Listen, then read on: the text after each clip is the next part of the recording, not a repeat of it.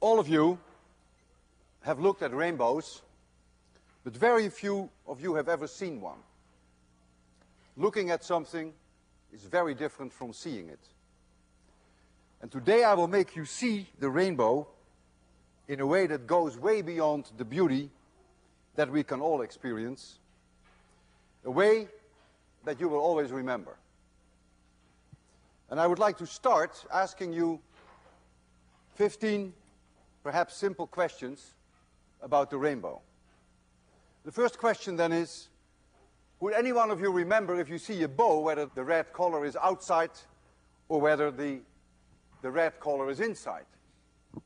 And then I wonder about the radius of the bow. If this is a bow in the sky, something like this, here's the horizon, it's clearly a perfect circle. And so the perfect circle has somewhere a center. And so that means there must be a radius, r. You can measure that radius in terms of how many degrees. And so what is roughly that radius? You've never measured it, but is it 10 degrees? Is it 20, 30, 50, 60? The length of the bow. Is there a difference? Do you sometimes see a very long bow, sometimes a very short one? What is the width of the bow? You see colors here. How wide is that strip of colors in degrees? Perhaps some of you have noticed that there is a difference in light intensity between inside the bow and outside the bow. Maybe you've never seen it. If there is a difference, where is it brighter, inside the bow or outside the bow? What time of the day would you see bows? Would you see rainbows in the north, east, south, or west? Is there perhaps a second bow in the sky? And if there is a second one, where should you look for the second bow? And if there is a second one, what is the color sequence of the second bow? Is the red on the outside or is the red on the inside? And then you can ask the same question. What would be the radius of the second bow? And what would be the width of the second bow? All these first 12 questions, in principle, you should have been able to answer if you really have seen a rainbow. The last three is more difficult. The question is, are the bows polarized? In what direction are they polarized? And are they weakly polarized or are they strongly polarized? Who knows the answer to 12 questions, to the first 12 questions? Who knows the answer to more than 10? Who knows the answer to 9, 8, 7, 6, 5, 4? Do I see a hand at 4? Good for you. 5, 4, 3, 3, good, that's already good. 2, 1. And who knows the answer to 0? Most of you, right? I haven't seen a lot of hands though. All right, so I've made my point. You've looked at rainbows, but you've really never seen them. And I'm going to make you see them today. What you see here on the blackboard is one drop of water. I put the sun, for simplicity, at the horizon.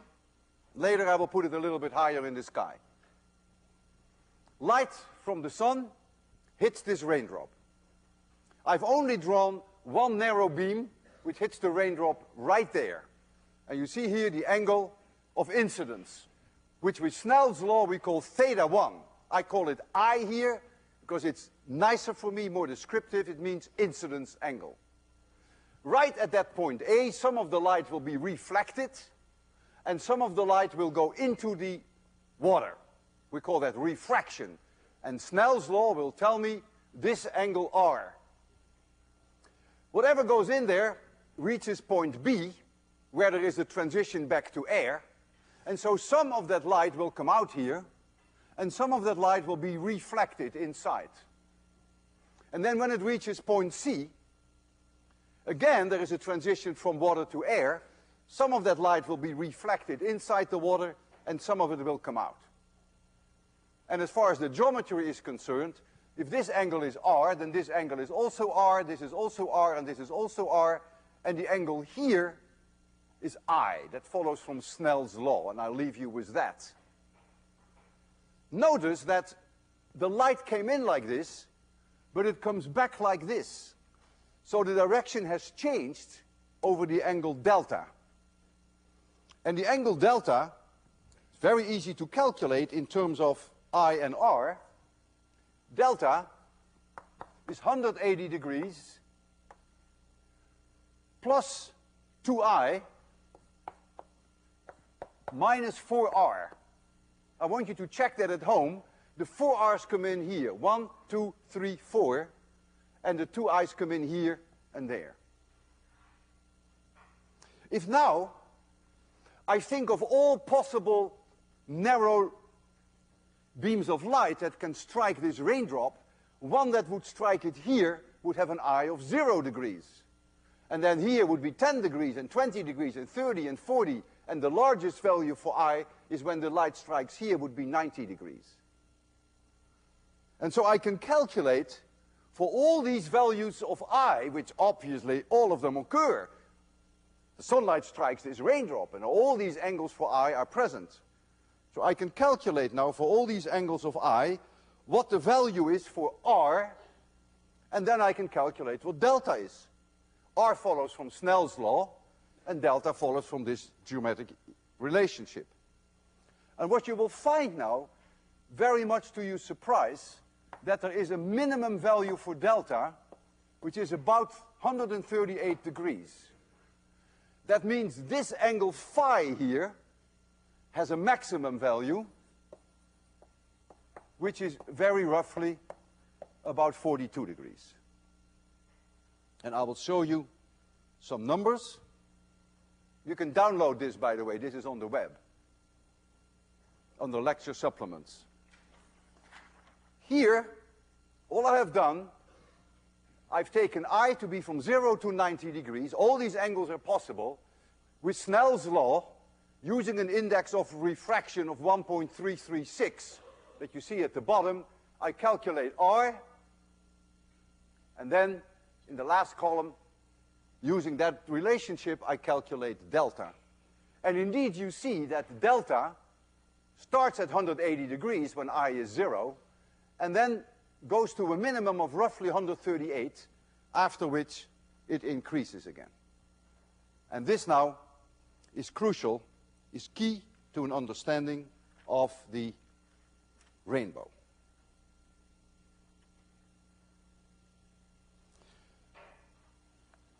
Imagine now that I have one drop of water here.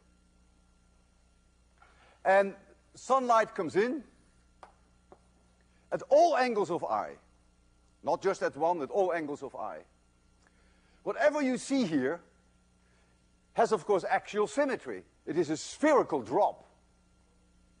And the light comes in like this. So light can go this way, but it can also go this way. And it can also go this way and this way. So there's complete axial symmetry. So this whole drawing, you can rotate about this line here. And everything holds then in axial symmetry.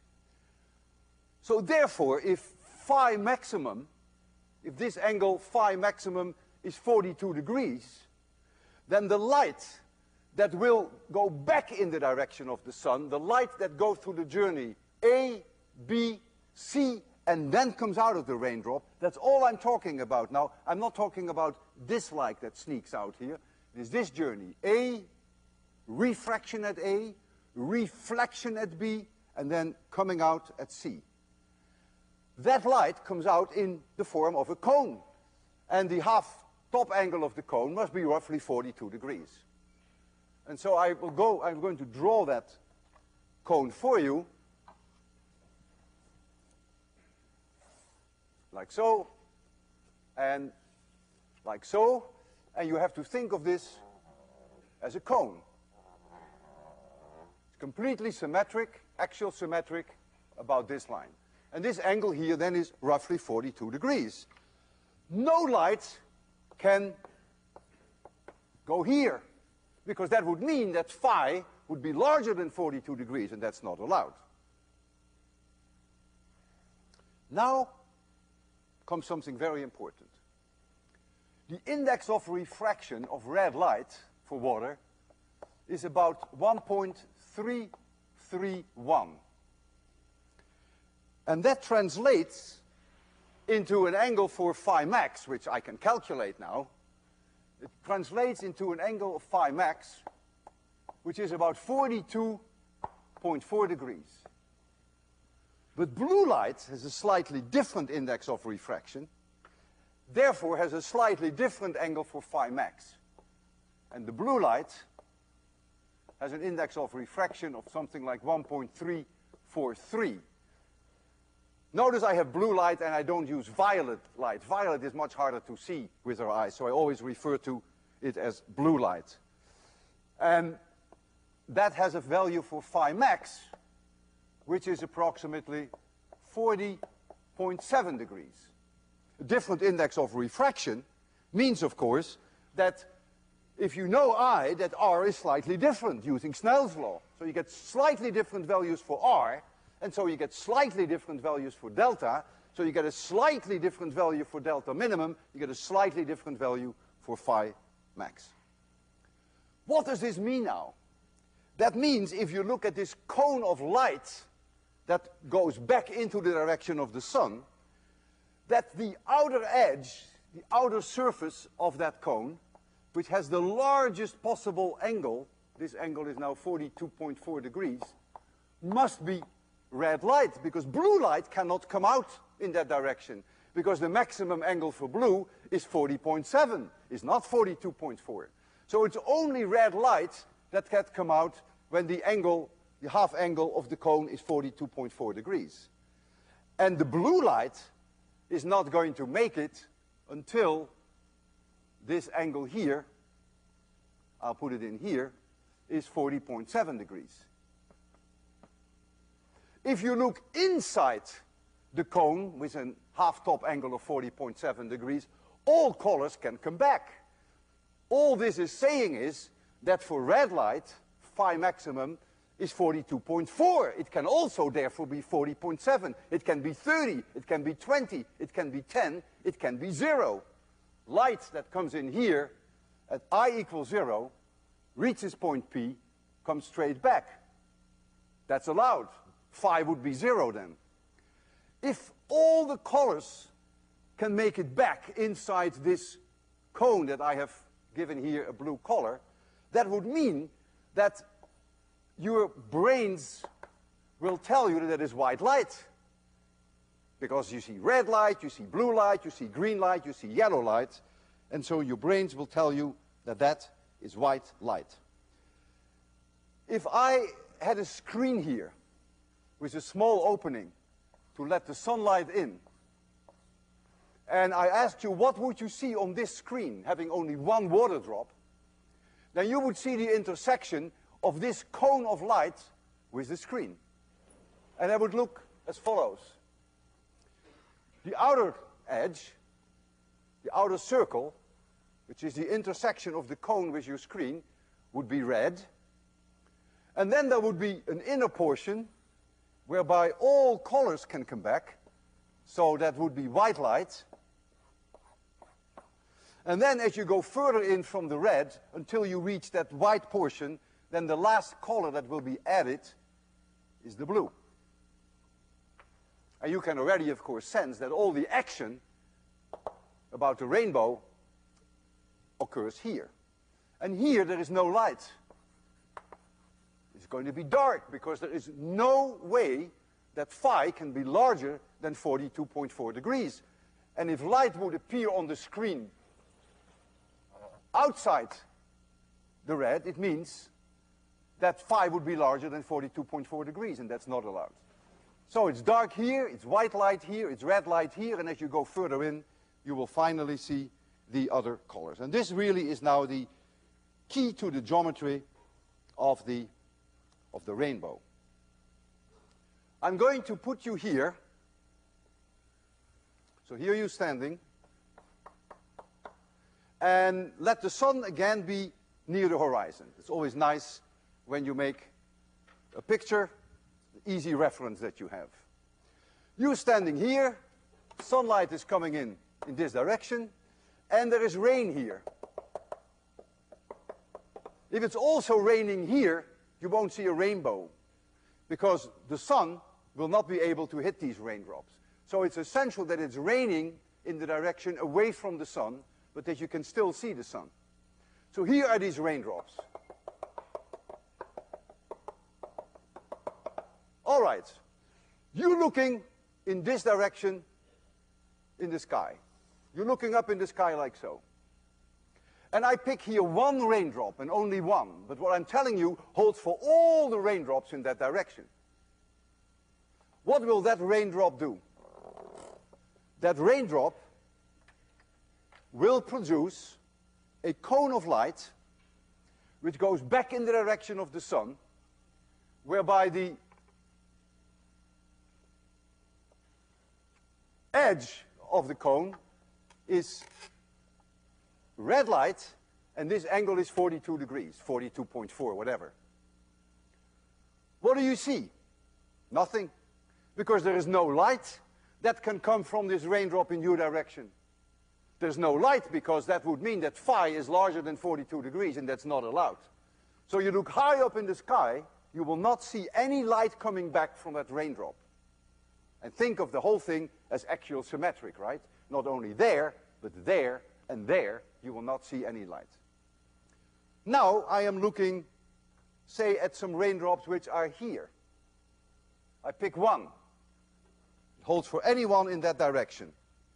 And so now I draw a line to this point. This is what I'm looking. I look in this direction. I take this raindrop. I could have picked this raindrop. I could have picked this one. Would have made no difference. What is that raindrop doing? Well, that raindrop is throwing back at the sun light in the form of a cone, and the cone has this angle, 42 degrees, 42 degrees. What do you see now? Look, you're looking straight into that cone. You're nowhere near the edge, so you see white light, because green light comes back at you, red light comes back at you, everything comes back at you. So you will say, I see white light. Not only there, low in the horizon, but the whole thing is axial symmetric, also there and there. So you haven't seen a rainbow yet.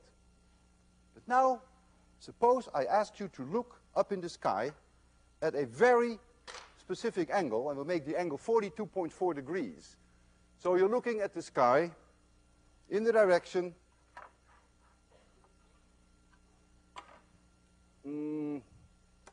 somewhere here. I must make sure that I have the angle just right. So I'm looking in the sky here. Pick one raindrop, but you could pick any other one. There's nothing special about that one. So the sunlight comes in like so. What is that raindrop doing? Well, it's throwing a cone of light back to the sun, and it just so happens that you are only looking at the outer surface of the cone, where only red light can go, because this is the famous angle of 42.4 degrees. And so you see red light. And since the whole problem is axial symmetric, you would see red light if you look 42.4 degrees in this direction, but also 42 degrees in this direction, away from this direction to the sun. And so now you see how the bow is being formed by zillions and zillions of small water drops, which each of them in their own way contribute to your rainbow. And we'll now put the sun a little higher in the sky. So I'll put you here now. And let's say the sun is now like so. So you look at your shadow here on the ground. The sun is there. There's your shadow. Here's your shadow. Here's your head, the shadow. And this is the reference line that we're talking about. That is this line. That was this line.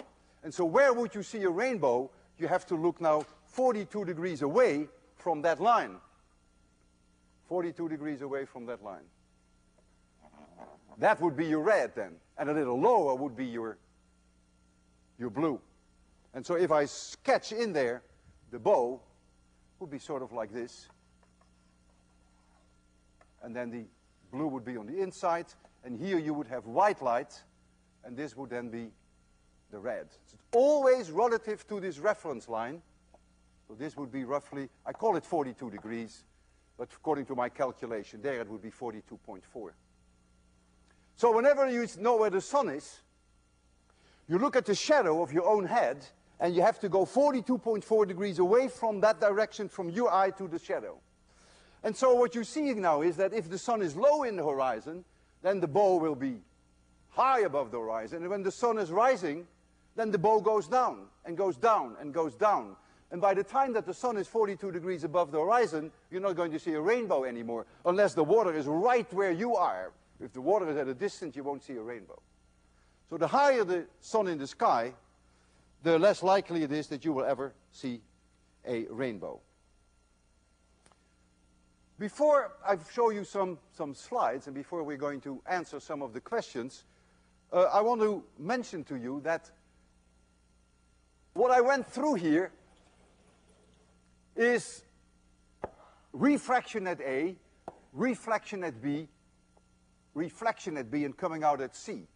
You can go through the same geometry and allow for one more reflection at C, and then let the light come out. So it would come out at point D. And if you did that, you can convince yourself that there is indeed a second rainbow, and we call that the secondary. We call this the primary. And the secondary has a radius. This one, of course, has a radius of 42.4 degrees for the red, and the blue would have a smaller radius. The secondary has a radius for the red of 50.4 degrees. So in the red, it's 50.4 degrees, and in the blue, it's larger. So the blue is outside, 52.5 degrees. Is that what it is? 53.5. The secondary bow is fainter, and it is also wider, because you see this separation in terms of angle is larger than the separation there. That's only 1.7 degrees, and this is more than 3 degrees. And so there is a secondary bow, and the secondary bow is only about roughly 10 degrees above the primary. So if you see your primary at 42 degree angles away from your shadow, there and there and there, go another 10 degrees and you should see a second bow.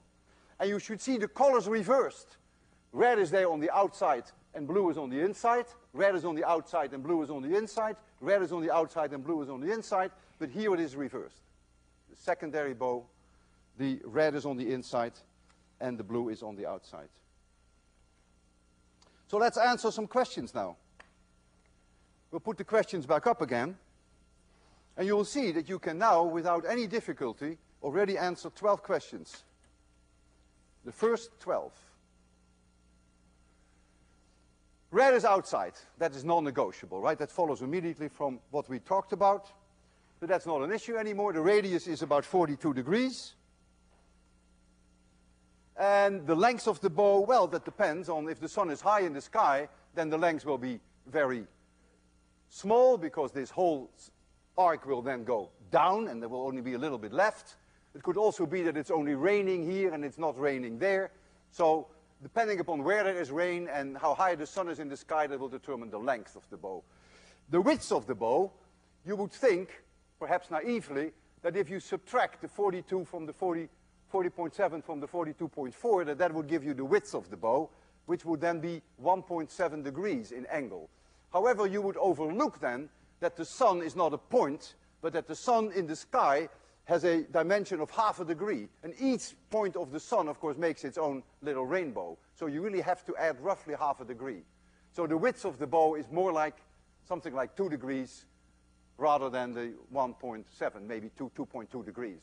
It's a little wider than what you would think. It has to do with the finite size of the sun.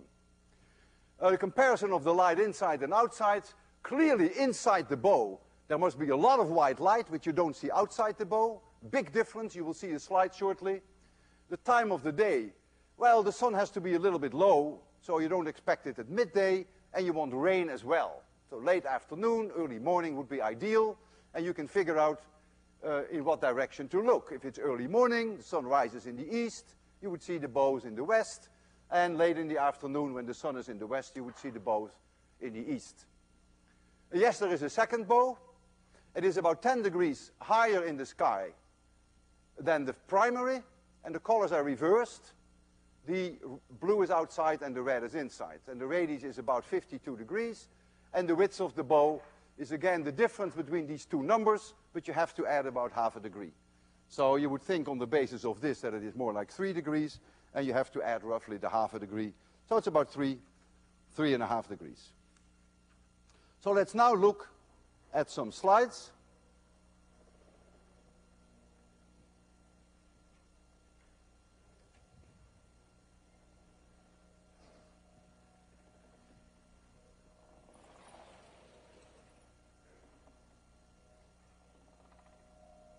And the first slide that you will see is a drawing that I made, which is meant to repeat some of what I told you. So you see a person standing there, and here you see the direction to the sun. Your shadow would be this long. This would be your head of the shadow. Here would be your feet. And if there are water drops here, and if there's no interference between the sunlight and the water drops, then in this direction, 42 degrees, you would see this water drop red. And then the water drops which were here, you would see white light from those water drops, and maybe from this one, you would see red as well as blue. And if you have water near your feet, there's no reason why you can't see the rainbow there either. But of course, you would have to need some garden hose to produce water there. The next slide then. This is a drawing made by the Meister himself, Newton, who was the first to fully understand the workings of the rainbow. You see here the primary bow, and for those of you who are sitting close, you can see the direction of the sun, light going in at A, reflects at B, coming out at C, which he calls E, but that's a detail. And here you see then the secondary, whereby the light comes in, one reflection, two reflections, and now it comes back at you, and that gives you the secondary. And so this is red and this is blue, whereas here this is blue and this is red.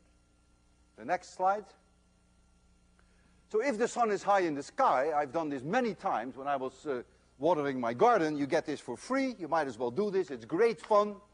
You're standing there, gives you an immense feeling of power, and it's completely clear. There's not a cloud in the sky. There's no rain anywhere, but you spray water around you, and you see a beautiful rainbow encircling your feet. And what matters is this 42-degree angle relative to the direction from the sun to you, and this is where the shadow of my head would be. Very easy to do, and I would recommend that you try that when you get a chance. The next slide is a painting from the 8th century in Turkey. I see a hand here.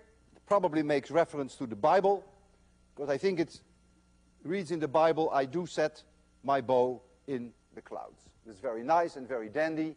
The fact that the colors are wrong, the sequence of the colors, that's a detail. It's a nice picture. But red has to be on the outside and blue has to be on the inside. Small detail. Next slide. Ah, yeah. A few years ago, actually it's more than a few, when I was first lecturing 803, I knew I was going to talk about the rainbow, ideal for 803. And so I wanted to make some rainbows myself in my backyard in Winchester. And so there is water coming out of a water hose, and the sun was behind me, and I took this picture, and you see indeed all the ingredients that we just discussed. Notice the red is on the outside and the blue is on the inside. You see all this white light? That is that light that comes back from the water drop, but if you go here where the angle of phi would be larger than 42 degrees, which is not allowed, you don't see any light coming back at you. So you look straight through and see the forest without any white light. So you really see already here, sky, so to speak, is bright here and darker there. I needed help from my daughter, and the next slide will show you that. The poor darling was suffering badly. It was January, it was freezing cold, she was crying. She was really crying, and I felt guilty, but I said, look, you know, I really need these slides for my 803 class. It will only take you an hour or so. And she still remembers it. I had email exchange with her yesterday, and she said, Dad, I was crying. It was an awful thing what you did to me. But look, you know, you got to do something. And when you're daughter of a scientist, occasionally you have to suffer a little bit. And so she's holding here the water hose, and you see the same thing, red outside, blue inside, and clearly the white light. You see, this is that white light that I discussed with you earlier. And the next slide will show you then a real rainbow. Oh no, this is the artificial one I made over my driveway. If you want to see the secondary, you need a real dark background, because the secondary is quite faint. And so that's why I did it over my driveway. And you see here the primary, red on the outside, blue on the inside, and here you see the colors reversed. You can also see perhaps that it's a little wider. But it's much fainter, so it's hard to tell. And then the next slide is one that's a wonderful slide made by Doc Johnson in New Mexico. Socorro, which is where the radio telescopes are, the very large array. Now look, red on the outside, blue on the inside. The sky, you got to admit, is a hell of a lot brighter here than it is there. And you may never have noticed that. You've looked at it, but you've never seen it. And then here you see the secondary, red on the inside, blue on the outside. There is a phenomenon that we have never discussed in 802 yet. It's coming up, I think, next week. And that phenomenon we call diffraction. Snell's law cannot deal with diffraction. And that occurs when water drops are very, very small, say smaller than a tenth of a millimeter. What you then get over and above the bow, you get areas in the bow whereby you get, as we call that, destructive interference. The waves begin to kill each other and you get dark bands. And you can actually see that here. With a little bit of imagination, you see here a dark band. And when that is the case, the water is always extremely small in size, and we give this a name, we call this supernumerary bows. It's not so uncommon. If the water drops become exceedingly small, let's say smaller even than 50 microns, then this diffraction phenomenon becomes so important that in addition to the dark bands, all the colors are beginning to wash out over each other, and that creates then a wide rainbow, plus the dark bands. And a student of mine who was in my 803 lecture sent me years later the next slide. His name was Carl Wales.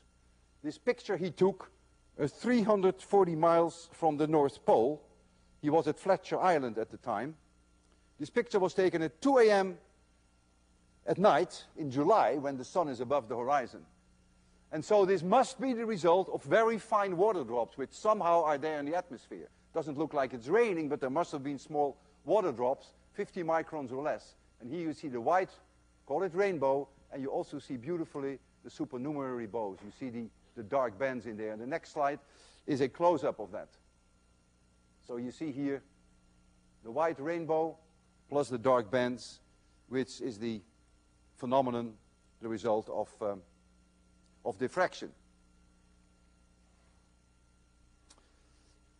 Now, before I will discuss the polarization of the bows, because I still owe you answers to the last three questions, now that I'm at it, I want to show you some phenomenon which are quite common, which you may never have seen, even though they're quite common, and they're rather spectacular. The first slide that comes now shows you what we call the 22-degree halo. It's very common around the sun. It's very common around the moon. The red is inside. It has nothing to do with water. It is the result of ice crystals way up in the atmosphere. You can see it both in the summer as well as in the winter, because it's very cold way up there also in the summer. This is very common. The reason why you and I don't see it that often, because who wants to look in the direction of the sun? This angle is only 22 degrees, so it's not so far. But I would advise you to at least keep an eye on the moon, because the moon also has this 22-degree halo, and of course it's much easier to look in the direction of the moon. That doesn't any no problems for your eyes. This is very common. I see this at least 3 or 4 times per month, and I always look for it, of course. The next slide shows you both the 22-degree halo as well as the 46-degree halo, which is way less common. It's very rare to see the 46-degree. I've seen it only a few times. It's very rare. In addition to the 22-degree halo and the 46-degree halo, you sometimes see bright spots here. You see them here, and you see them here. They're really not circles. They are arcs. And they have names. They call them sundogs, mock suns. They have various names. I've seen this often in Boston. The 46-degree halo is rare. All of this as the result, by the way, of ice crystals. Ice crystals way up in the Earth atmosphere. There is a phenomenon that many of you may have seen from an airplane. If your airplane flies over clouds and you look at the shadow of your airplane onto the cloud, you may have noticed colorful rings around the shadow of your airplane. The next slide is such an example. I took this picture several years ago. You are always right at the center of the circle, so you can see that I was sitting just behind the wings. This is the result of diffraction. It has nothing to do with Snell's law. It is the result, though, of very, very fine water drops, but not in the sense of refraction and reflection the way that we discussed it with the rainbow. This is the result of diffraction. It's extremely difficult, the explanation of the glory. And even 10 years ago, I read an enormous article about it. I think it was in Scientific American, which made another attempt to be very quantitative about the explanation, which is not easy. The radius of this bow, if you want to call it a bow, depends on the size of the water drops. If the water drops are very small, the radius is substantially larger. So as you fly over clouds, you may fly over different clouds with different size of water drops, and on a very short time scale will you see the radius of this glory change. It can be very rapidly. It could be on a time scale of seconds to minutes. It's very dramatic, it's very clear, and these rings can extend. It's just not one ring, but you can have several rings. And so this is the result of what we call diffraction. Now I want to mention to you another phenomenon, which is also the result of diffraction. And that you can see when there is fog. If you have fog, fog consists of extremely small water drops, just like the ones in clouds. I mean, fog is a cloud, let's face it. Then, if you, for instance, had the headlights of a car, you could see your own shadow onto the fogs, away from the direction of the car. And that means you could see then around your head the same kind of stuff that you saw here, a glory. We call this a fog bow, that's just a name. The Germans have a much better name for that. They call it Heiligenschein. And heilige person is someone who is a saint. And so you see this around your head, so it is sort of the radiation that you would expect from a saint. Quite a few years ago, I was invited to visit the Soviet Union, and they took me to the Caucasus to show me the 6-meter telescope, which was at the time the largest telescope on Earth. And I went there for a few days. And I noticed, much to my surprise, that every night at 5 o'clock, there would be fog coming out of the valley, overtaking the telescope, so you could make no observations at night, but that was a detail. And what I realized is that the fog was coming up, the sun was there, that was the west, and the valley was at the east. And so I said to myself, my goodness, if only at the right moment of time I am there, then the sun is my light beam, and my shadow will fall onto this wall of fog coming towards me. This is my chance to make a wonderful picture of this Heiligenschein. And I'll show you that I succeeded. I will first show you a picture of this bizarre observatory. This is the 6-meter telescope in the Caucasus. And this is indeed, you could every night around 5:30, really like a wall. The fog was just coming towards you, overtake you. You can see the timing of my picture was extremely crucial. If you wait a little bit too long, then the fog overtakes you, and then the sun would obviously not be effective anymore. I wouldn't see my shadow on the fog. So I only had a small time window, maybe 30 seconds, maybe 1 minute. But I succeeded, and you will see Saint Walter coming up. There is Saint Walter.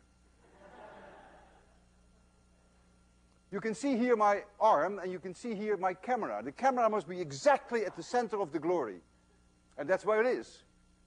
I have the camera right here. And here you see the rest of my body. Isn't that terrific? This can be used as proof sooner or later.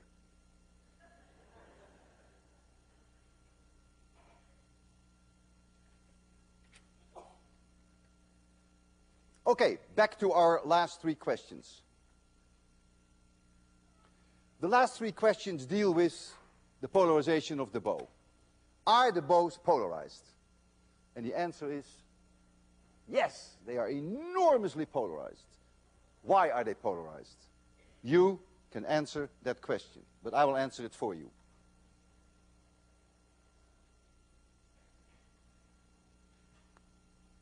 The light that contributes to the rainbow is the light whereby the minimum angle for delta is about 138 degrees. And if you go back to that first transparency, you will see that that's the case when the angle of incidence is about 60 degrees. You can download that again. And that means that the angle of refraction is about 40 degrees. 40 degrees is very close to the Brewster angle. The Brewster angle, if you go from water to air, medium where you are is water, and you bounce it off this medium, so you go from water to air, the tangent of the Brewster angle is n2 divided by n1. n2 is where you're going, that's air, so this is 1. n1 is where you are, that's the water. Let's just call that the index of refraction 1.33. If you calculate now what the Brewster angle is, you will find that the Brewster angle, theta Brewster, is about 37 degrees. That is only 3 degrees different from this angle, which is the crucial one, which contributes to the rainbow. So you're only 3 degrees away from the Brewster angle. So what happens as this light comes in, and I will make a separate drawing. So as this light comes in, here it's practically unpolarized. You should remember the meaning of the parallel and the perpendicular component, the way I discussed that with you earlier. But right here, you are so close to the Brewster angle that almost everything that reflects is now polarized in this direction perpendicular to the blackboard, and so what comes out here is also polarized perpendicular to the blackboard. And that would mean then that if you really think through what that means, that direction of the polarization, it means that the bow is polarized here in this direction, here in this direction, here in this direction, and so on. And so if you take your linear polarizers, you can hold them like this, and you can actually see that the bow is polarized. And if you put your linear polarizers at 90 degrees angles, then you can kill the rainbow.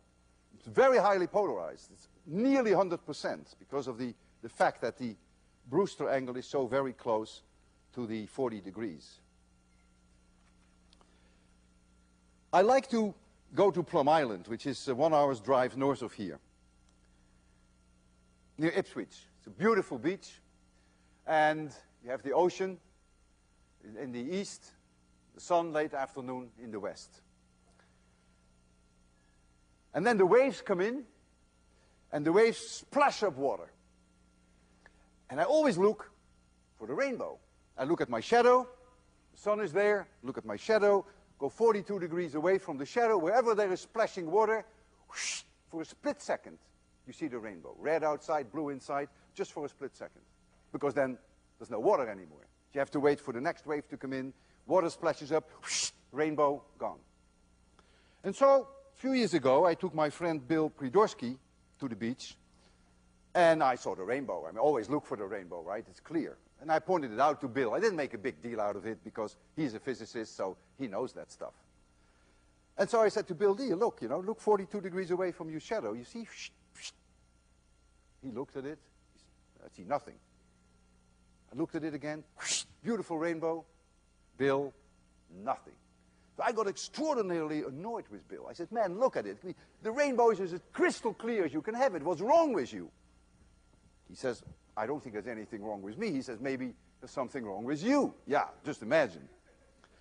And then I looked at Bill, and I remember what he looked like. He looked like this. And then I said to myself, I understand why he doesn't see the rainbow. He is wearing polarized sunglasses. and the polarization of the sunglasses is in this direction. So every time that I saw this beautiful rainbow here, he had his glasses in this direction. He killed the rainbow. So I said, Bill, would you please take your glasses off? He took the glasses off and he said, there's nothing wrong with you, I see the rainbow. So whenever you want to see the rainbow at the beach, make sure that you don't wear your polarized sunglasses. Now, I will demonstrate to you the rainbow. And what I will do is use 1 drop of water. This is exactly what we discussed earlier. 1 drop of water, light goes onto the drop, comes back. Here is that 1 drop of water. And here is the light. I'm going to blind you. Did you see this water drop? You've seen it. I'm going to put this to make sure that your eyes don't get blinded. And this light will come in your direction. And in this water drop, all these things are going to happen. All these angles of eye occur. And so light will come in this direction. And I will project it on the screen. And what will you see? You will see white is the inside. You see red on the outside. And that light that comes out near the edge is very strongly polarized. I will show that to you. You can't see that with your polarimeters because once it hits the screen and it comes back at you, it loses the direction of polarization. So you cannot use your personal polarizers. So I will lower the screen. I will also make it dark and give you 30 seconds for your eyes to adjust to the light. Because you can imagine, I've only 1 drop of water. So don't expect too much. You can't do much with 1 drop of water. And what you're looking at is really not the rainbow itself, of course. The angle of 42 degrees is only as measured from this 1 water drop, not from where you were sitting. If you're sitting very far in the audience, the bow looks smaller than when you're close. Because you only see the intersection of that cone with my screen. But it has all the ingredients of the rainbow. And with a little bit of imagination, you may be thinking that you see the rainbow. That would be fine with me. So, we'll make it dark so that your eyes will adjust. We'll give it a few seconds for your eyes to adjust. In the meantime, I can find my polarizer. It's here.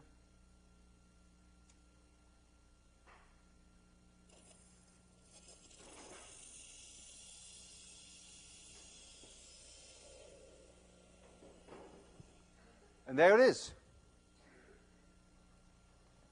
There it is.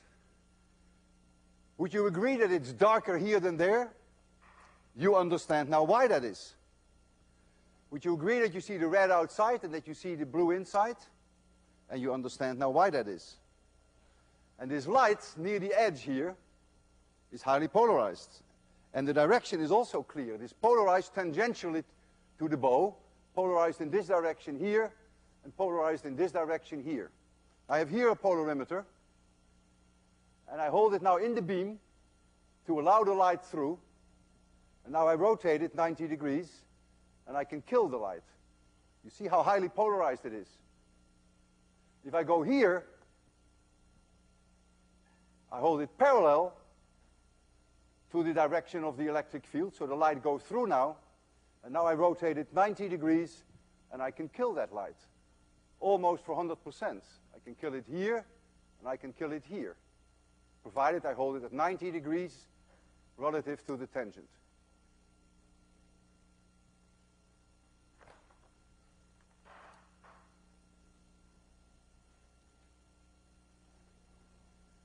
Now the next time that you're going to see a rainbow, you will look at that rainbow in a very, very different way.